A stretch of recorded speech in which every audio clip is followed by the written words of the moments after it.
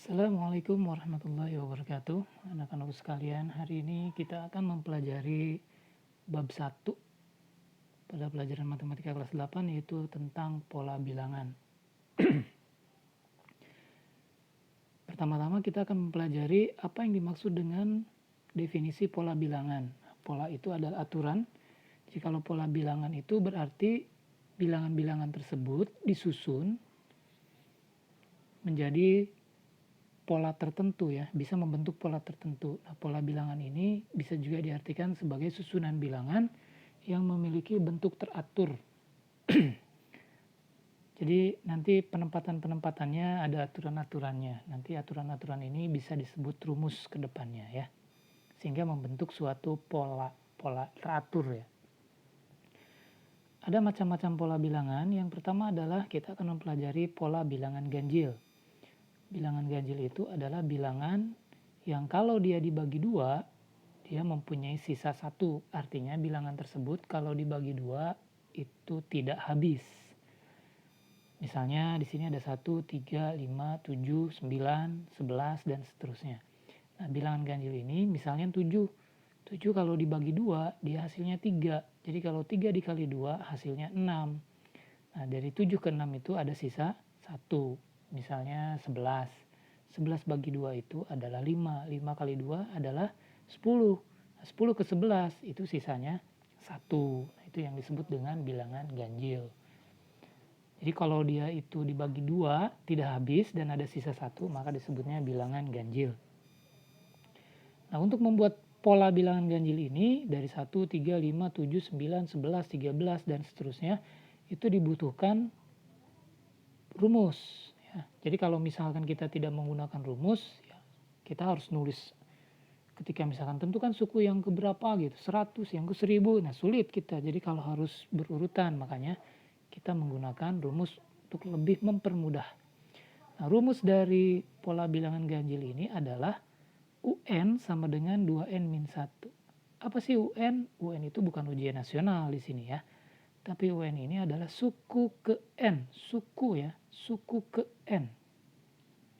Misalnya di situ ada 1, 3, 5, 7. Nah, 7 ini kalau kita hitung itu yang keempat, maka disebutnya U4 sama dengan 7, berarti suku yang keempat. Misalkan 5 itu yang ketiga, berarti U3. 3 itu yang kedua, berarti U2, dan seterusnya. Misalnya di sini ada contoh. 1, 3, 5, 7, dan seterusnya sampai ke 12. Ditanyakan, berapakah pola bilangan ganjil ke 12? Berarti U12. Nah, N-nya itu adalah 12. Apa tadi rumus pola bilangan ganjil? Rumusnya adalah di sini. 2N min 1. Berarti 2 kali 12, N-nya berarti 12. Karena ditanyakannya berapakah pola bilangan ganjil ke 12. Berarti N-nya adalah 12. Berarti U12, 2 kali 12 itu 24 dikurangi 1, hasilnya adalah 23. Itu, ya. Kemudian yang kedua adalah pola bilangan genap. Bilangan genap ini adalah lawan dari bilangan ganjil. Kalau tadi bilangan ganjil ketika dibagi 2 dia mempunyai sisa 1. Maka kalau pola bilangan genap ketika dia dibagi 2 habis. Kita lihat di sini ada 2, 4, 6, 8, dan seterusnya. Titik 3 ini artinya dan seterusnya. Kita misalkan 6. 6 bagi 2, berapa hasilnya? 3. Karena 3 kali 2 pas, hasilnya adalah 6. 8 juga sama, bagi 2 hasilnya 4. 4 kali 2 hasilnya 8, pas. Kalau bilangan ganjil, tadi dia pasti ada sisa 1. Misalkan 100 bagi 2 hasilnya 50, berarti 100 ini adalah bilangan genap. Bagaimana rumus pola bilangan genap? 2, 4, 6, 8, 10, 12, 14. Rumusnya lebih gampang, yaitu UN sama dengan 2N. Ini, ya, rumusnya. UN sama dengan 2N. N itu apa? Nah, misalkan tuh kan. Misalkan 8. 8 itu yang keempat. Berarti N-nya adalah 4. 2 kali 4 hasilnya 8. Kita lihat contohnya di sini. Berapakah pola bilangan genap ke-12? Berarti N-nya berapa? 12. Maka 2 kali 12 hasilnya 24. Kita lihat di sini. 2 kali 12 hasilnya 24. suku ke 100, berarti 2 kali 100. Itu kalau bilangan genap. Bilangan ganjil, bilangan genap. Nah, selanjutnya ada pola bilangan persegi. Apa sih persegi? Persegi itu adalah bangun datar segi 4 yang seluruh sisinya mempunyai panjang yang sama. Kita lihat di sini ada gambarnya. Gambar yang pertama 1, bukan lingkarannya ya, bukan lingkarannya. Yang kita tentukan itu adalah persegi adalah kita lihat tuh 4, 2, 2 ke kiri, 2 ke bawah, 2. Jadi kalau kita lihat 2, 2, 9 itu yang ini ya, 3 ke bawahnya juga 3, jadi 9. Yang 16, 4, yang ke bawahnya juga 4. Yang 25, 5, yang ke bawah juga 5. Yang ke-6, nah kalian bisa tebak sendiri. 1 berarti 1 kali 1. 4 berarti 2 kali 2, 9, 3 kali 3, 16, 4 kali 4, 25, 5 kali 5. Jadi kalau nanti yang ke-6, kalian tinggal melanjutkan 6 kali 6. Jadi lebih gampangnya, pola bilangan persegi itu rumusnya adalah n kuadrat. Contoh misalnya, di sini ada ya, 1, 4, 9, dan seterusnya. Sampai yang ke-12, berapakah pola bilangan persegi yang ke-12? Kita hanya tinggal memangkatkan dengan 2. Berarti kalau U12, maka jadinya 12 pangkat 2. Maka jadinya 144. Ingat, 12 pangkat 2 itu artinya 12 kali 12. Bukan 12 kali 2. Hati-hati ya. Jadi 144.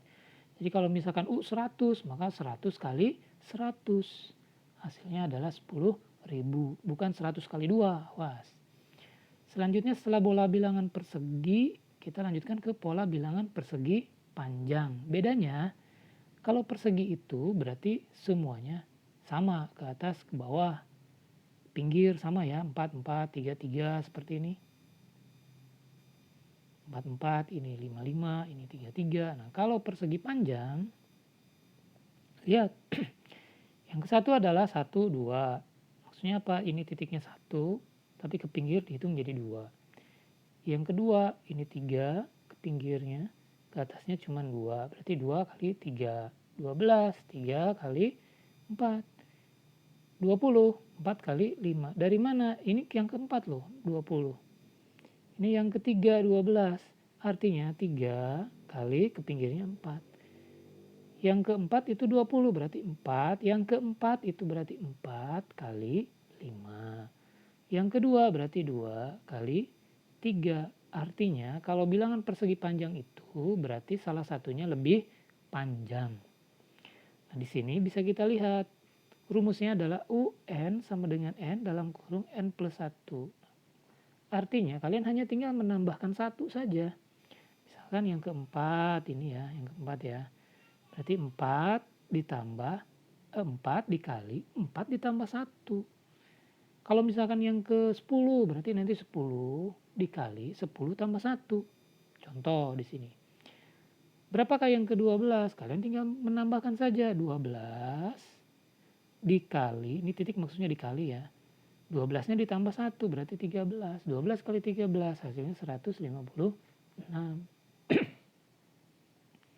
Misalkan yang ke-100 ya berarti 100 dikali 101. Yang ke-20 berarti 20 dikali 21. Nah itu persegi panjang. Bedanya dengan persegi, kalau persegi 20 ya 20 kali 20. Kalau persegi panjang berarti 20 kali 21. Gitu. Itu aja bedanya ya. Selanjutnya adalah yang pola bilangan segitiga. Nah, yang dimaksud segitiga itu sebetulnya adalah setengah dari persegi panjang. Jadi kalau untuk mencari rumus pola bilangan segitiga, kita hanya tinggal membagi 2 dari rumus pola bilangan persegi panjang. Kita lihat misalkan yang ke-12. Kalau pada pola bilangan persegi panjang tadi 12 itu kan hasilnya 156. Maka kalau untuk pola bilangan segitiga kalian tinggal membaginya dengan 2 jadinya 78. Jadi ada setengahnya di sini ya. Setengah kali 12 hasilnya 6. 6 kali 13. Kalau tadi pola bilangan persegi panjang, kalian kan langsung aja 12 kali 13. Kalau segitiga harus dikali setengah lagi atau dibagi 2. Kali setengah itu artinya dibagi 2. Selanjutnya adalah pola bilangan Fibonacci. Kenapa disebut Fibonacci? Ya dulu penemunya namanya Fibonacci, makanya disebutnya Fibonacci. Kita lihat 1, 1, 2, 3, 5, 8 dan seterusnya. Kok pola bilangannya seperti ini ya? Nah ternyata 2 itu, yang ini ya 2 nih, diperoleh dari 1 ditambah 1. Hasilnya 2. 1 tambah 2 hasilnya 3. 2 tambah 3 hasilnya 5. 3 tambah 5 hasilnya 8. 5 tambah 8 13. 8 tambah 13 21 dan seterusnya. Maksudnya bilangan selanjutnya itu didapat dari menjumlahkan 2 bilangan sebelumnya. Kalau kita ingin tahu dari mana Pak 8? 8 itu berarti dari 3 ditambah 5. Dari mana 34? Dari 13 tambah 21. Nah itu yang disebut dengan Fibonacci. Maka dia mempunyai rumus gini. UN sama dengan UN min 1. Oh saya bukan UN kurangi 1 tapi N-nya. Ditambah UN min 2. Berarti N-nya yang dikurangi 2. Misalnya kalau kita ingin cari yang ke berapa di 8-nya? 1, 2, 3, 4, 5, 6 ya. 8 itu yang ke-6. Berarti kan di sini 6 dikurangi 1, 5. U5 berarti nih. N-nya dikurangi 2 berarti ini. Berarti kan yang kalau ingin mencari yang ke-6 berarti yang ke-5 ditambah dengan yang ke-4. Pokoknya 2 bilangan sebelumnya aja ya. Kalau ingin mencari yang ke-10 kalian tinggal menjumlahkan yang ke-8 dengan yang ke-9. Yang ke ya, bukan berarti 8 tambah 9 tapi yang ke-8 ditambah dengan yang ke-9. Itu namanya Fibonacci. Nah, ini pola bilangannya kita lihat tuh 1 tambah 1, 2, 1 tambah 2. Oh ya kita perkecil ya, 2 tambah 3, 5. 5 tambah 8, 13 dan seterusnya. Nah itu Fibonacci. Kemudian ada pola bilangan segitiga Pascal. Nah sama seperti Fibonacci, Pascal ini diambil dari nama orang. Dia adalah seorang ilmuwan dari Prancis namanya Blaise Pascal. Nah kalau Fibonacci tadi kalau nggak salah dari Italia ya. Mudah-mudahan tidak salah. Nah untuk segitiga Pascal ini penggunanya banyak sebetulnya ya. Tapi untuk saat ini kita untuk buat pola bilangan aja dulu. Nanti ke depan ketika kalian kelas 9 mungkin, ketika kalian ada di SMA itu akan mempelajari lagi pola bilangan segitiga Pascal ini. Nanti penggunanya tapi berbeda. Nah, bagaimana cara membuat segitiga Pascal? Nah, kita lihat di sini ada 1. Di 1 tambah 1 hasilnya 2. Nah, tulisnya 2-nya di bawah. Jadi kalau 1 ditambah 2, ini tulisnya 3. 3-nya di bawah di antara 1 dan 2. 2 dengan 1, 3, 1, 3, 4. 3 dengan 3 hasilnya 6. 3 dengan 1 hasilnya 4 dan seterusnya. Jadi angka-angka ini dihasilkan dari menjumlahkan angka yang ada di atasnya. Nah, kalau kita ingin membuat lagi nanti di sini harus ada 1 ya. Nanti 1 ditambah 4 hasilnya 5. Nanti 5-nya ditulis di tengah. 4 tambah 6 hasilnya 10. 10-nya ditulis di tengah dan seterusnya ya. Bisa kalian membuat sampai berapapun ke bawah, tapi tinggal siap ngitungnya aja. Terus apa rumusnya? Rumusnya itu 2n-1. Ini sebetulnya bukan begini nulisnya ya. Nih yang benar itu yang ini nih. 2 pangkat ya. Bukan 2n tapi 2 pangkat n-1. Itu ya. Ini rumusnya. Jadi supaya tidak keliru kita hapus saja. Sebetulnya ini ada di atas ya. Ya agak sulit. Oke. Rumusnya adalah yang ini. 2 pangkat ya. Yang namanya pangkat berarti dikali berulang. Nah, sehingga di sini pun ini sebetulnya bukan 2 kali 12 ya. Tapi 2 pangkat 12 ini. Ya. 2 pangkat 12. Tuh kalau kita ngalikan 2 kali 2 kali 2 kali 2 kali 2. Nah 12-nya dikurangi 1 dulu ya. Jadi 2 pangkat 11 ini sebetulnya bukan 211 ya. Kita edit sedikit. Biar kalian tahu, ini ngetiknya kalau di HP agak susah juga ternyata untuk memangkat ya. Ini ada pangkat, jadi pangkat itu ditulisnya biasanya dengan lambang seperti ini ya. Nah ini ya, ini 2 pangkat 11, gini maksudnya ya. Jadi yang ini juga harusnya begitu, 2 pangkat 12 min 1. Nah, aja ya, benar. Jadi nulis pangkat itu begini biasanya. 2 pangkat 11 ya. 2 kali 2 kali 2 11 kali ya. Jadi 2048 ya, silakan kalikan sendiri. Nah, itu adalah pola bilangan segitiga Pascal. Jadi kalau pola bilangan segitiga Pascal, kalian tinggal memangkatkannya dengan n-nya. Misalkan kalau yang ke-6 berarti 2 pangkat 5. Oh, bukan 2 pangkat 6 ya. Kalau 2 pangkat 6 itu berarti n-nya tidak dikurangi 1. Nah, kalau yang ke-6 berarti n-nya harus dikurangi 1, jadi 2 pangkat 5. Selanjutnya ada pola bilangan pangkat 3. Yang namanya pangkat 3 berarti dikalikan 3 kali berturut-turut. Misalkan yang ke-1 ya. Ini hanya contoh saja. Ini 2 ya, berarti ini bukan ini. Harusnya ini 1 ya. Kita edit dikit. Nah, ada kesalahan nulis memang. Jadi ini harusnya 1 ya. Jadi 1 pangkat 3 itu 1 kali 1 kali 1 ya, berapapun kalau di pangkat, maksudnya kalau 1 itu di pangkat berapapun ya hasilnya tetap 1 ya. 1. Nah, 8 ini 2 kali 2 kali 2 8. Harusnya di sini ada 27 ya. 3 kali 3 kali 3. Terus nanti 4 kali 4 kali 4. Nah, ini dan seterusnya. Ini gede, angkanya gede-gede.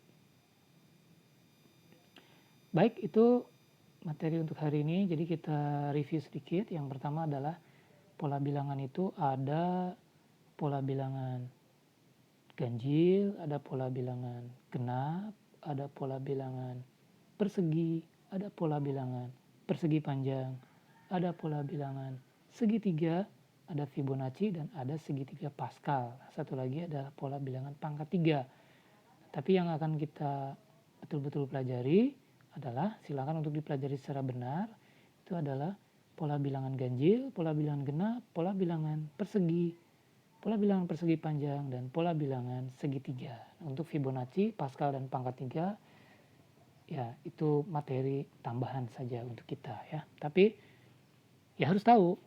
Terima kasih. Demikian untuk pelajaran hari ini. Nanti akan ada tugas. Mohon untuk standby ya. Assalamualaikum warahmatullahi wabarakatuh.